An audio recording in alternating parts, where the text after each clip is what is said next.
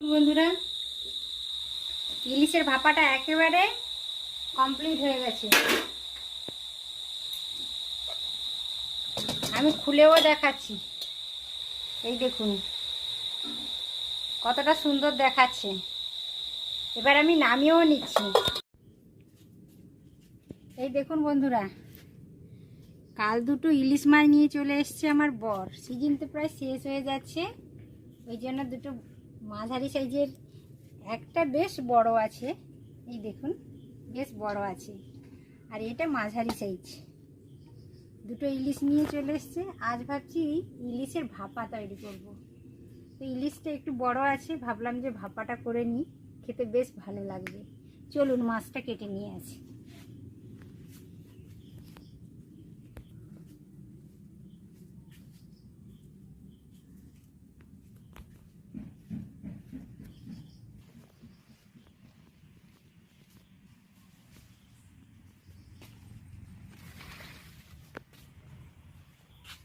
এটা আমাদের ঘাট, পুকুর ঘাট। ঘাটে চলে এসেছি, মাছটা কেটে নেব এবার।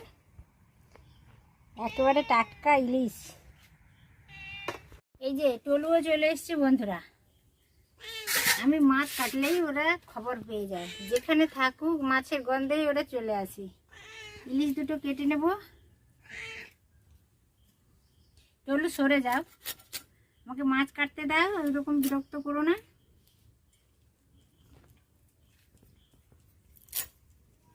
ইলিশ শেষ হয়ে যাচ্ছে বন্ধুরা, বর্ষাকাল তো চলেই যাচ্ছে। ভাবলাম কি আজকের একটু ইলিশের ভাপা করব। ইলিশের যে কোনো রান্নাই তো খেতে ভীষণই ভালো লাগে, বিশেষ করে ইলিশের ভাপা খেতে দারুণ লাগে। একেবারে নরম তুলতুলে হয়ে যায়, কি দারুণ লাগে। আর ঝটপট বানিয়েও নেওয়া যায়। একটু সর্ষে বেটে নিয়ে মাখিয়ে দিয়ে কড়াইতে বসিয়ে দিলেই হয়ে গেল ভাপা। তাড়াতাড়ি হয়ে যায়, কোনো ঝামেলা নেই ইলিশের ভাপা করতে, কিন্তু খেতে কিন্তু দারুণ লাগে।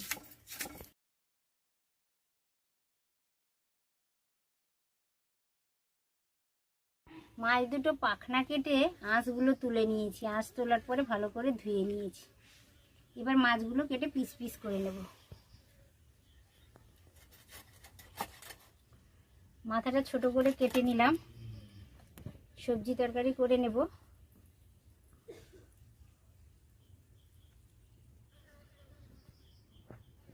মাছে পুরো ডিম ভর্তি।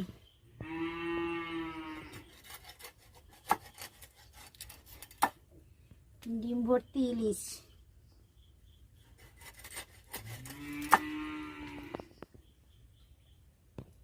ডিম ভর্তি ইলিশ ভাপা করব, খেতে বেশ ভালো লাগবে। এই দেখুন মাছ দুটো আমার কাটা হয়ে গেছে বন্ধুরা।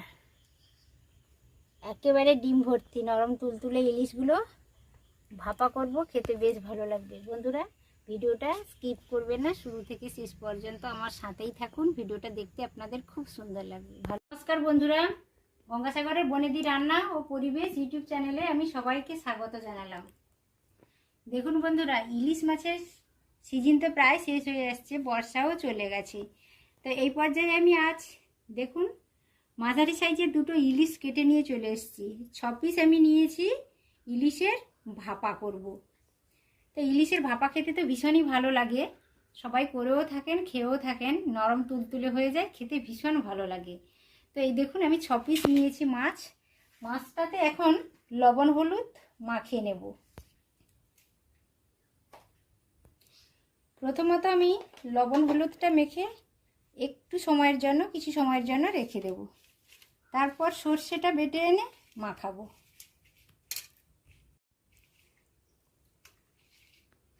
দুটোই কিন্তু ডিমওয়ালা ইলিশ। ডিমওয়ালা ইলিশতে সর্ষে ভাপা খেতে বেশ ভালো লাগে। মাছটাতে লবণ হলুদ মাখিয়ে নিয়েছি, এইদিকে আমি সরিয়েও রেখে দিলাম। আর এই দেখুন, এই টেবিল চামচের আমি 1.5 চামচ নিয়েছি কালো সর্ষে, আর 1.5 চামচ নিয়েছি হলুদ সর্ষে বা সাদা সর্ষে, যেটাকে আমরা রাইও বলে থাকি। আর 3টা কাঁচা লঙ্কা নিয়েছি, 1 চিমটে লবণ, 1 চিমটে হলুদ নিয়েছি। আর সর্ষেটা আমি ভালো করে ধুয়ে নিয়েছি, অনেক অপরিষ্কার নোংরা থাকে, ধুলোবালি থাকে, ওই জন্য ভালো করে ধুয়ে নিয়েছি। তো এরপর আমি এটা বেটে নেব। সর্ষে, লবণ, 2 রকমের সর্ষে নিয়েছি, লবণ নিয়েছি, হলুদ নিয়েছি আর 3টা কাঁচা লঙ্কা নিয়েছি। আমি তো 2 ধরনের সর্ষে নিয়েছি, আপনারা চাইলে 1 ধরনের সর্ষে দিয়েও করতে পারেন, কোনো অসুবিধে নেই। আমি এখন এটা বেটে নিয়ে আসব। এই দেখুন বন্ধুরা, ইলিশে তো আমি লবণ হলুদ মাখিয়ে সর্ষা বাটতে গেছিলাম। সর্ষেটা আমি এইভাবেই বেটে নিয়েছি। আপনারা চাইলে কারোর যদি খুব প্রবলেম থাকে সর্ষে খোসাতে, তাহলে একটা ছাঁকুনির সাহায্যে ভালো করে ছেঁকেও নিতে পারেন, কিন্তু আমি ছাঁকবো না, আমি এমনিতেই মাখিয়ে দেব। অনেকটা পরিমাণ আমি বেটে এনেছি, কিন্তু আপনারা কতটা পরিমাণ মাছ নেবেন তার উপরে ডিপেন্ড করবেন কতটা পরিমাণ সর্ষে নেবেন। আমি 6 পিসের জন্য 3 চামচ বেটেছিলাম, দেখি কতটা লাগে, মনে হচ্ছে একটু বেশি হয়ে গেছে। সরষা তেলটা দিয়ে দিলাম, অল্প একটু গুঁড়ো লঙ্কা দিয়ে দিলাম। উপকরণগুলো সরষা তেল তো দিয়েই দিয়েছি, এটা বেশ ভালো করে মাখিয়ে নেব।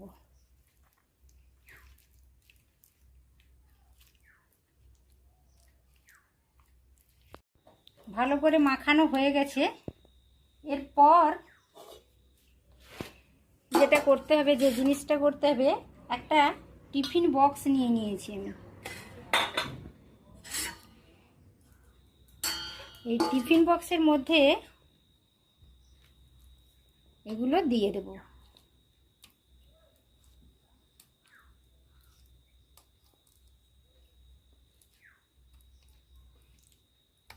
এরপরে হাতে সরষের তেল নিয়ে আর একটু দিয়ে দিলাম। এই রান্নাটা আপনারা অবশ্য সরষের তেলে করবেন, তাহলে সরষের তেলের ঝাঁঝটা ভাপাতে বেশ ভালো লাগে, দারুণ সুন্দর লাগে। এই থালাটা ধুয়ে 1 চামচ মতো জল আমি দিয়ে দেব। ইলিশ মাখানো থালাটা ধুয়ে একটুখানি জল আমি দিয়ে দিলাম। 4টা কাঁচা লঙ্কা নিয়েছি বন্ধুরা, 4টা কাঁচা লঙ্কা দিয়ে দিলাম। বেশ দারুণ সুন্দর একটা স্মেল আসে। এইভাবে আমি এবার কৌটোর চাপাটা ভালো করে চাপিয়ে দেব। এবার ঢাকনাটা চাপিয়ে দিলাম। দেখুন বন্ধুরা, ওভেনে একটা কড়াই বসিয়ে দিয়েছি, কড়াইতে কিছুটা পরিমাণ জল দিয়েছি, জলে একটা স্ট্যান্ড দিয়ে দিয়েছি। এবার টিফিন বক্সটা ওতেই আমি বসিয়ে দিলাম। আমি একটু আগে থেকে গ্যাসটা অন করেছি, তো এটা আপনারা একটু খেয়াল রাখবেন, জলটা যেন টিফিন কৌটোর নিচে লেগে থাকে, তাহলে বেশ ভালো হয়। একটা ঢাকনাও আমি চাপিয়ে দিলাম। ঢাকনাটা খুলে নিয়েছি।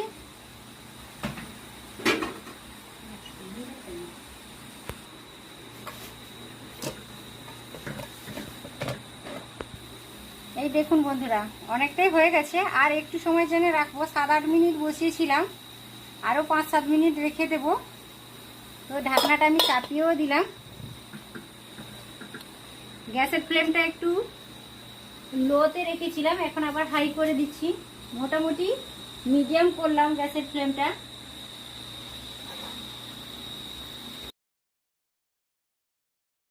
বন্ধুরা, ইলিশের ভাপাটা একেবারে কমপ্লিট হয়ে গেছে। আমি খুলেও দেখাচ্ছি, এই দেখুন কতটা সুন্দর দেখাচ্ছে। এবার আমি নামিয়েও নিচ্ছি।